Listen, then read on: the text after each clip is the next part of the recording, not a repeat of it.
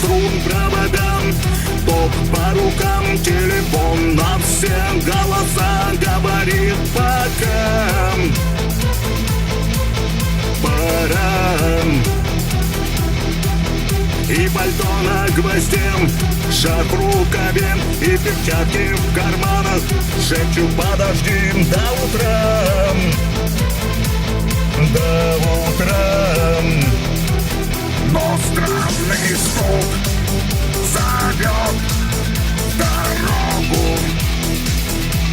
Может, сердце, может, стук в дверь. И когда я вернусь на пороге,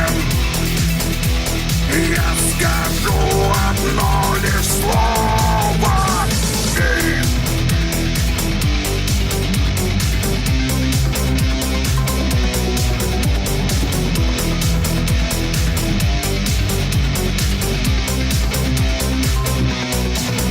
И опять на вокзал, и опять поездам, и опять проводник выдаст белье и чай.